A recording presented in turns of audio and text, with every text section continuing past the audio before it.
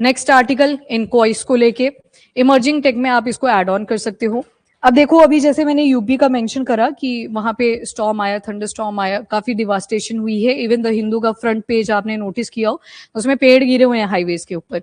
अब होता क्या है, पेड़ ही क्यों गिरते हैं, इतने ज्यादा पेड़ क्यों गिरते हैं अर्बन एरियाज में, जबकि गांव वगैरह की साइड जाओगे ना, वहां टहनी गिरेगी, पेड़ बाद में मतलब worst of the worst situation बनेगी तब जाके पेड़ गिरता है। यहाँ उल्टा है, यहाँ टहनी नहीं गिरती, यहाँ सीधा पेड़ ही गिर जाता है।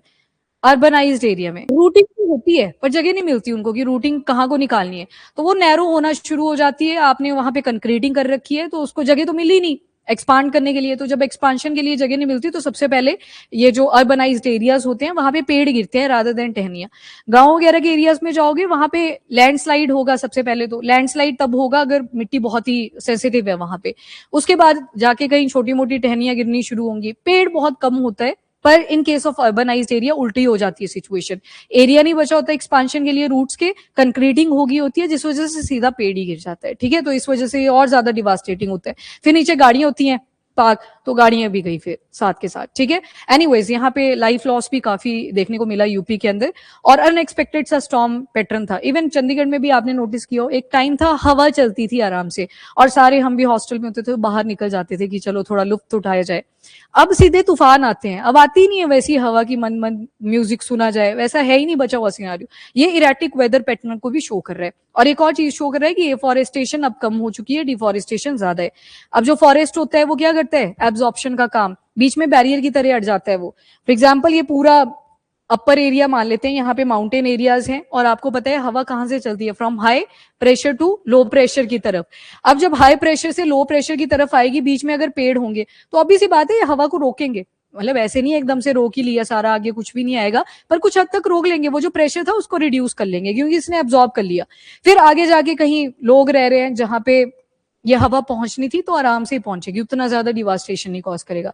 अब ये पेड़ यहां से गायब हो गए, अब कौन कंट्रोल करने की ट्राई करेगा, घर, और घर वैसे बचे नहीं है अब तो, उड़ते हुए ही आपको फिर दिखाई देते हैं। तो इसी वजह से बोला इरेटिक वेदर पैटर्न, और कहीं ना कहीं वो जो आपका क्लाइमेट चेंज है वो भी इसके लिए रिस्पॉन्सिबल है। ठीक है, अब देखते हैं ये इनक्वाइस क्या चीज है। फर्स्ट ऑफ ऑल इनक्वाइस, इनक्वाइस नीचे लिखा है गवर्नमेंट ऑफ इंडिया, और पीछे आपको समंदर भी दिख रहा होगा। तो समंदर के आसपास क्या होता है, ओशन सर्ज आते हैं, बड़ी बड़ी वेव्स आती हैं। अब वेव्स के लिए भी आपको एक चीज ध्यान में रखनी है, सुनामी के बारे में पता है आपको कैसे आती है सुनामी? देखो, पानी की बकेट होती है ना, कभी पैर से उसे मूव करना, कितनी सारे वेव पैटर्न उसके ऊपर बन जाते हैं। अब वैसे ही हमारी अर्थ भी है, अर्थ को भी आप एक बकेट की तरह अज्यूम कर लो क्योंकि 70% तो वाटर ही है। अब वो थोड़ा सा भी अगर हिलेगी, टेक्टोनिक प्लेट मूवमेंट होगी, तो पानी के अंदर क्या होंगी, वाइब्रेशन क्रिएट होंगी, पर वहां पे पानी ज्यादा है। ठीक है, ये तो बकेट थी, बकेट में थोड़ी डूब जाएगा कोई, पर वो 70% जो अर्थ का पार्ट है वो वाटर से ही कवर्ड है, उसके बारे में हम बात कर रहे हैं। अब होता क्या है, जब तक तो पानी की डेप्थ ज्यादा थी, ये अर्थ मान लेते हैं, ये वाटर वाला एरिया आ गया। अब मानते हैं कि यहाँ पे ऊपर ऊपर ऊपर यहाँ पे ये लैंड एरिया आता जा रहा है, मतलब जमीन आती जा रही है, मैंने पेड़ बना दिया यहाँ पे। अब यहाँ पे कोई टेक्टोनिक मूवमेंट हुई, मतलब कोई प्लेट थी बेस में, वो हिल जाती है। अब जब वो हिली तो यहाँ से ट्रिगर क्रिएट हुआ, हाइपोसेंटर, जो आप अर्थक्वेक के केस में पढ़ते हो, या फोकस भी उसे बोलते हैं। अब ये वेव्स क्या करेंगी, मूव करना शुरू करेंगी करेंगी करेंगी, मतलब वाटर को ऊपर से थोड़ा सा इन्होंने मूव कर दिया, पर ये वाटर अर्थ को अज्यूम करते चलो। अब हुआ क्या, जब ये वेव्स जनरेट हुई, यहाँ पे तो पानी डीप था, पर जब जैसे जैसे ये वेव्स आगे को चलेंगी, मतलब शैलो वाटर की तरफ आएंगी, जहां पे जो डेप्थ है वो घटती जा रही है घटती जा रही है, वहां पे वाइब्रेशन नहीं दिखेगी आपको, सिर्फ वो वैसे पानी गोल गोल ऐसे दिखता है ना, पानी में पत्थर भी फेंकते हैं, ये वेव पैटर्न्स बनते हैं, ये तो पक्का देखे होंगे, मना मत करना। ऐसे पानी चुपचाप बैठा था, एक आया, मैं पत्थर मारूंगा, पत्थर मारा तो ऐसे वेव पैटर्न वहां पे जनरेट होते हैं। चलो वो तो स्टेगनेंट वाटर था, यहाँ पे समंदर की हम बात कर रहे हैं जहां पे वाटर मोशन में रहता है। अब जब ये सारी मूवमेंट हुई तो जैसे ही आप यहाँ पे शैलो वाटर की तरफ आओगे, मतलब अब वाटर की डेप्थ घटती जा रही है, तो ये वेव कैसे आएगी, थोड़ी ऊंची होके आएगी। सुनामी का भी तो यही रीजन रहता है। यहाँ पे हम बेशक सी वगैरह की बात कर रहे हैं, पर ओशन के केस में जब सुनामी हिट करती है, यही तो रीजन होते हैं। पीछे जो वेव्स थी वो ऐसे आएंगी आराम आराम से, पर जैसे जैसे ये लैंड सरफेस की तरफ आएंगी ऊंची होती जाती है। पानी तो उतना ही था, ऊंची क्यों हुई, क्योंकि नीचे डेप्थ घटती जा रही है। पहले वाटर का लेवल यहाँ पे था, आगे यहाँ पे आया तो वेव और ऊंची और ऊंची, और जब खत्म ही हो गया तो ये घरों की तरफ शिफ्ट करेगी और 12-12 किलोमीटर ऊंची भी जाती हैं जब सबसे ज्यादा डिवास्टेशन होती है। तो इसी तरह से ओशन सर्ज आते हैं हमारे कोस्टल एरियाज में भी। अब ये जो इनक्वाइस का है इसके बारे में देख लो। सबसे पहले तो ये मेजरमेंट पैरामीटर लगेगा आपके पास, मतलब मेजरमेंट करेगा किसी चीज की, किस चीज की, तो उसके लिए आपको ये आर्टिकल देखना पड़ेगा। तो Indian national centre for ocean information service Hyderabad, इन्होंने सेकंड कोस्टल, हैदराबाद मेड है और इन्होंने सॉरी हैदराबाद में लोकेटेड है, और इन्होंने बनाया क्या है तो second coastal flood management flood monitoring system. लग गया पता आपको कि कोस्टल एरियाज में फ्लड की प्रॉब्लम बहुत ज्यादा रहती है ओशन सर्ज की वजह से, तो उसी को चेक करने के लिए एक और जो कोस्टल फ्लोर मॉनिटरिंग सिस्टम है वो बना दिया गया है। और ये कहाँ पे डिप्लॉय करा है तो केरला के कोलम हार्बर में।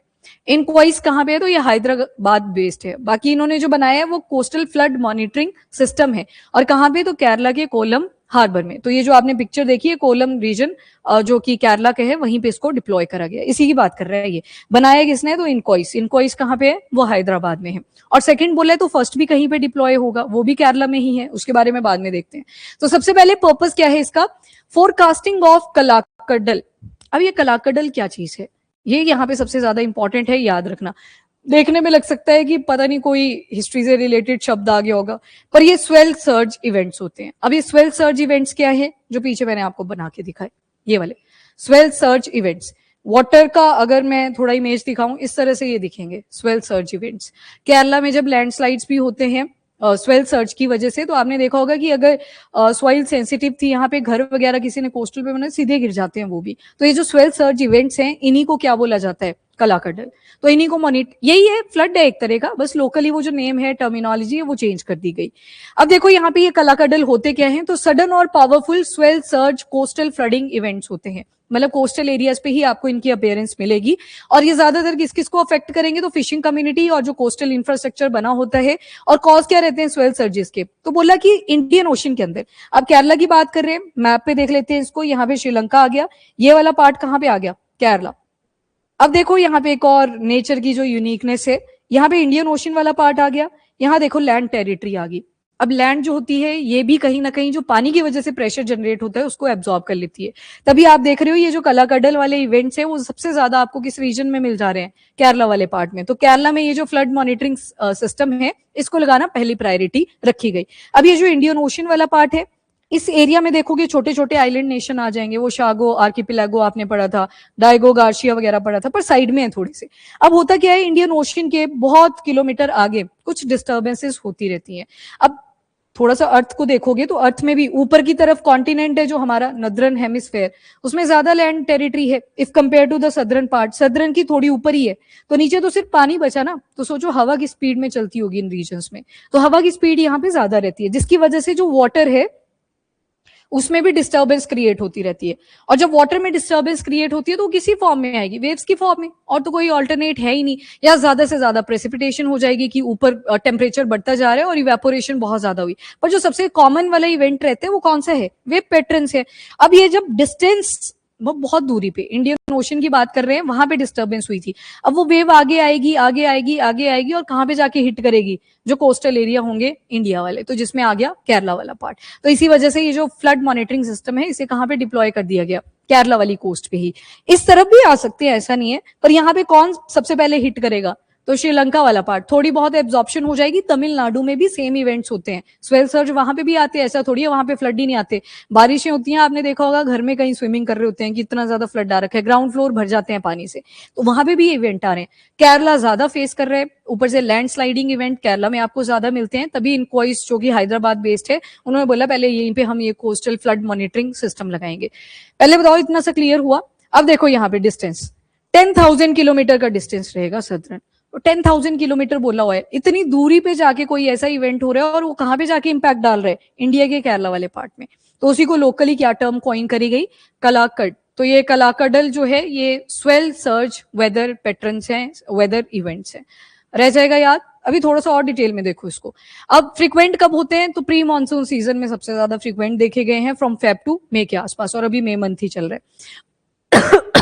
वेव का जो पीरियड रहता है, मतलब ये जो वेव आएगी, एक आई दूसरी आई, ये कितने कितने टाइम स्लॉट के लिए रहती है तो 30 to 300 सेकेंड्स के लिए। छोटा इवेंट होता है ना, पानी थोड़ी ठहर सकता, वो तो चलता रहता है। तो 30 to 300 सेकेंड्स का वेव पीरियड का ये टाइम पीरियड रहता है। और उसके अलावा कोस्टल वाटर लेवल यहाँ पे इंक्रीज कर जाते हैं। ऑब्वियस बात है, 10,000 किलोमीटर दूरी पे डिस्टर्बेंस हुई थी तो आते आते उसको टाइम लगेगा। तो बोला कि काफी वाटर लेवल इंक्रीज कर जाता है जो हमारे कोस्टल एरियाज के रहते हैं, और स्पेशली नियर शो, किनारों पे ज्यादा रहती है प्रॉब्लम। बाकी ये कंपोनेंट्स क्या क्या हैं इसके अंदर इंक्लूडेड, कोस्टल फ्लड मैनेजमेंट या मॉनिटरिंग सिस्टम आना था यहाँ पे, मॉनिटरिंग आएगा भाई, यहाँ पे मैं करा दूंगी correction, monitoring. Coastal automatic weather station लगा है। देन 4 हाई फ्रीक्वेंसी के प्रेशर सेंसर लगे हैं ताकि प्रेशर को एनालाइज करा जा सके। प्रेशर से ये पता लग जाएगा कि अभी और तो नहीं आ रहे पैटर्न, अगर धक्का पड़ रहा होगा पीछे से तो प्रेशर ज्यादा आएगा, और अगर नहीं पड़ रहा है, कम आ रहा है प्रेशर, तो मतलब हो गया ये इवेंट यहीं पे कंप्लीट है। बाकी जो सेंसर्स हैं इनको शैलो वाटर के अंदर इंस्टॉल करा जाएगा। डेप्थ लगभग 3 to 7 मीटर्स की रहेगी, ताकि कई बार क्या होता है, ऊपर शायद वेव उतनी नहीं दिख रही थी पर नीचे वो हिट कर रहे थे, तो बाद में ये पैटर्न्स बन सकते हैं, ऐसे स्वेल सर्ज आ सकते हैं। ऑब्जेक्टिव यही है कि स्वेल जनरेशन को हमने स्टडी करना है बेटर तरीके से। वेव ट्रांसफॉर्मेशन जो शोर के पास हो रही है उनको अंडरस्टैंड करना है, कोस्टल फ्लडिंग प्रोसेस उनको देखना है, एंड ताकि हम रियल टाइम मॉनिटरिंग और ज्यादा स्ट्रेंथन कर सकें, अर्ली वार्निंग सिस्टम लोगों को प्रोवाइड कर सके, एंड जो हमारी फोरकास्टिंग है वो और एक्यूरेट हो सके। तो अगर आप डेप्थ में लगाओगे तो ऑब्वियस सी बात है आपको वाटर के बारे में पहले अंडरस्टैंडिंग मिलेगी, प्रेशर इंक्रीज होगा तो पता लग जाएगा कि शायद वो स्वेल सर्ज बन सकते हैं। इसके अलावा फर्स्ट डिप्लॉयमेंट कहां पे करी गई है, तो विजिंजम केरला, बोला ना सेकंड वाला दिया गया, ये जो अभी कोस्टल फ्लड मॉनिटरिंग सिस्टम दिया है वो सेकंड वाला है जो कोलम में डिप्लॉय करा। इससे पहले केरला के विजिंजम रीजन में भी डिप्लॉय कर दिया गया है। नेक्स्ट साइंटिफिक बेस क्या है कलाकडल का, तो स्वेल सर्ज आने का, तो एक तो रीजन मैंने आपको बता ही दिया। और उसके अलावा ये जो स्वेल सर्ज है आज ही ये टाइम पे नहीं आ रहे हैं, मतलब ऐसे नहीं बोल सकते कि क्लाइमेट की वजह से आ रहे हैं, ये हिस्टोरिकली डेकेड एगो इसके एविडेंसेस हमें देखने को मिलते हैं, तो ये आज ही का इवेंट नहीं है। फर्स्ट ऑफ ऑल अगर स्टेटमेंट आ जाती है कि ये जो स्वेल सर्ज है ये रिसेंटली क्लाइमेट चेंज की वजह से आने शुरू हुए हैं, तो आंसर नो है, क्योंकि ये पहले से ही चल पड़ा है, तो इसकी साइंटिफिक स्टडीज भी पहले से शुरू हो चुकी थी। इसके बाद कॉज क्या रहते हैं, तो सदर्न इंडियन ओशन वाले पोर्शन पे हमने देखा कि कुछ स्टॉर्म्स वगैरह आते हैं, हवाएं बहुत तेज होती हैं, क्यों, क्योंकि लैंड एरिया कम है, और जब वाटर में डिस्टर्बेंस होती है तो ये ऊपर की तरफ आने शुरू करते हैं, और जब ऊपर की तरफ आते हैं तो कोस्टल एरियाज में जो वाटर लेवल वगैरह है वो इंक्रीज कर जाता है। एंड लॉन्ग पीरियड के जो ओशन स्वेल्स होते हैं वो ज्यादा प्रॉब्लमेटिक रहते हैं, इसी वजह से ये कोस्टल फ्लड मॉनिटरिंग सिस्टम लगाना जरूरी था। और यहाँ पे देख लो थाउजेंड्स ऑफ किलोमीटर, 10,000 किलोमीटर का डिस्टेंस, हम बिल्कुल पीक से शुरू कर रहे हैं, वहां से ये इवेंट आने शुरू होते हैं। बाकी कलाकडल इंफ्रा ग्रेविटी वेव्स के साथ भी इनको जोड़ते हैं, इंफ्रा और एक सुपर, दो तरह की आप वेव्स भी पढ़ते हो, सुपरसोनिक वेव्स पढ़ते हो, वैसे इंफ्रासोनिक वेव्स पढ़ते हो। इंफ्रासोनिक वेव्स का मतलब होता है लो फ्रीक्वेंसी की जो वेव्स आती हैं, फ्रीक्वेंसी कम होती है इनकी पर वेवलेंथ ज्यादा रहती है, मतलब पेनिट्रेशन ज्यादा है, नीचे डेप्थ में आप देखोगे तो ज्यादा प्रेशर भी कई बार फील होगा, तो लो फ्रीक्वेंसी की वेव्स होती हैं, और शॉर्ट ओशन वेव्स की वजह से ये फॉर्म हो जाती हैं। और ये बनी कहाँ पे, वो 10,000 किलोमीटर के डिस्टेंस पे, फिर आती गई आती गई आती गई और कोस्टल एरियाज तक पहुंच गई। बाकी शोलिंग इफेक्ट, नाउ द शोलिंग इफेक्ट क्या होता है इसका भी यहाँ पे मेंशन करा है। जैसे वेव्स मूव करना शुरू करती हैं डीप वाटर से शैलो वाटर की तरफ, तो उनकी हाइट इंक्रीज कर जाती है, जैसे कि सुनामी में होता है सेम। पहले डेप्थ ज्यादा थी तो आपको ऐसे वेव फ्रंट ही दिख रहे थे, और नीचे तो इवन शांति भी आ चुकी थी, पर ऊपर को ये वेव फ्रंट जा चुके थे। अब इन्होंने तो तब तक जाना है जब तक वाटर की कनेक्टिविटी बनी हुई है। जब आप कोई पॉन्ड के अंदर पत्थर फेंकते हो, ऐसा थोड़ी होता है कि उसी एरिया में वो वेव फ्रंट बनते हैं और फिर आगे रुक गए, वो पूरा एंड तक जाता है, कॉर्नर तक। तो सेम यहाँ पे होते हैं, पहले डेप्थ कम थी, शैलो वाटर आया, डेप्थ घटती गई, और जो हाइट थी वेव की वो इंक्रीज हुई। इसी को क्या बोला, शोलिंग। एक शोलिंग मछलियों की भी होती है, जब झुंड आता है मछलियों का एक साथ, उसको भी शोलिंग की टर्म बोलते हैं। ये वेदर पैटर्न के साथ जुड़ा हुआ है शोलिंग। यहाँ पे ओशन जो वेव्स आई उनके बारे में बात करी, और ये और ज्यादा इंटेंसिफाई हो जाता है, डिपेंड करता है यहाँ से कैसे वेव फ्रंट्स बनने शुरू हुए थे, तो वेव की एनर्जी पे भी ये डिपेंड करता है, और ऑब्वियस बात है फिर कोस्टल फ्लडिंग कॉज कर सकते हैं। इसके अलावा रोल क्या है, तो बेथिमेट्री का भी एक इंपॉर्टेंट रोल रहता है। बेथिमेट्री क्या होती है, अब ओशन बेड पे भी आपको कुछ स्ट्रक्चर मिलेंगे, नीचे माउंटेनियस एरियाज होंगे, इसके ऊपर भी डिपेंड करता है वो वेव की एनर्जी कितनी आएगी। अब ज्यादा ऊंची कोई पीक टकरा गई नीचे तो ऑब्वियसली बात है वो एब्जॉर्ब भी कर लेगी, तो जितनी ऊंची शायद वो शोलिंग होनी थी उससे कम होगी, तो ये बेथिमेट्री भी डिसाइड करती है, तो ये भी इंपॉर्टेंट फैक्टर है। पर अगर छोटे होंगे और एपिसेंटर ऊपर हाइपोसेंटर ऊपर था, तो ऑब्वियसली बात है फिर तो दूर तक जाएगी ही, शोलिंग आपको ज्यादा मिलेगी। एंड कोलम ही क्यों चूज करा गया इस बार, तो अब कोस्टल फ्लड वहां पे ज्यादा आ रहे थे, तो इसी वजह से उसको चूज कर लिया गया। कम्युनिटी आउटरीच, यहाँ पे बोला है इनक्वाइस ने कि अवेयरनेस प्रोग्राम हम लीड करेंगे, ताकि लोगों को पहले रेडी रखें हर चीज को लेके कि ऐसे स्वेल सर्च के इवेंट्स आ रहे हैं और फोरकास्टिंग इन्फॉर्मेशन वगैरह को यूज करना और इन्फॉर्मेशन पब्लिक को प्रोवाइड करना। Overall objective I think clear है आपको, अब वही चीजें यहाँ पे लिखी हैं। तो कलाकडल के जो इवेंट्स हैं उनको रिड्यूस करना, अब रिड्यूस इन द सेंस कि जो उसकी वजह से डिवास्टेशन कॉज हो सकती थी उनको हम बचा सकते हैं, लोगों की डेथ हो सकती थी उनको बचा सकते हैं, मछुआरे गए होते हैं उनको पहले इन्फॉर्मेशन दे दी कि ये स्वेल सर्ज आने वाले हैं तो ना जाएं वहां पे। तो ये सारी चीजें हैं जो यहाँ पे इंप्रूव करी जा सकती हैं। याद रखना इसको, ऐसे सवाल आ जाते हैं specially for the state exams. जो साइक्लोन वाला इवेंट रहता है ना, ये बिल्कुल वाटर के बीचों बीच होता है, तो उसका पर्पस नहीं है ये वाला जो आपने अभी पढ़ा। ये भी ध्यान रखना, ये जो कोस्टल फ्लड मॉनिटरिंग सिस्टम इनक्वाइस ने डिप्लॉय करा है, इसका मेन काम है शोर्स के पास में। तो प्रेशर अगर उतनी डेप्थ तक 3 to 7 मीटर्स का ये अगर एनालाइज हो गया तो ठीक है।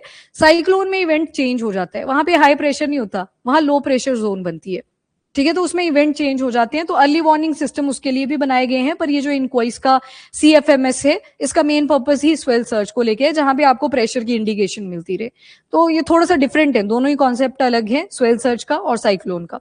साइक्लोन के केस में बीच में टेम्परेचर इंक्रीज हुआ था, सारा का सारा इवेपोरेशन ऊपर की तरफ होता है, नीचे कैसी जोन बनती है लो प्रेशर की, तो वहां पे क्योंकि टेम्परेचर हाई हो रखा था।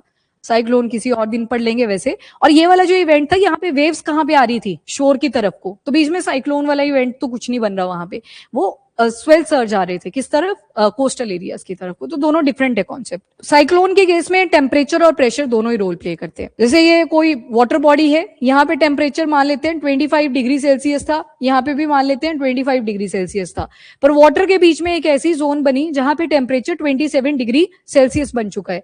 अब टेम्परेचर यहाँ पे हाई हो रखा है, तो ये क्या करेगा, इवेपोरेट करना शुरू करेगा, पर ये इसी जोन पे ज्यादा इंपैक्ट्स डालेगा। कोस्टल एरियाज की तरफ भी आएगा, पर वो हवा में ज्यादा रोल प्ले करेगा। वो मतलब यहाँ पे स्वेल सर्च बिल्कुल ही डिफरेंट हो गया। स्वेल सर्च के केस में वेव्स बन रही थी, ठीक है। और जब ये ऊपर को चलेगा तो नीचे जगह खाली करेगा, नीचे जगह खाली करेगा, तो यहाँ पे कैसी जोन बनेगी, लो प्रेशर जोन। और हवा आपने देखी थी हाई से लो की तरफ को आती है, तो इस वजह से यहाँ पे वो वाटर फिर घूमना भी शुरू करता है, वर्कपूल सा जो बनता था। ये कर लेंगे इसको दोबारा से जब आएगा साइक्लोन कहीं पे। ये करा था हमने वैसे दिसंबर, अगर आपको करना ही है तो दिसंबर के बिल्कुल एंड में दित्वा जब हिट हुआ था श्रीलंका वाले पार्ट में, तो उसको आप देख सकते हो, वहां पे साइक्लोन के ऊपर पूरी क्लास करी है हमने, ठीक है।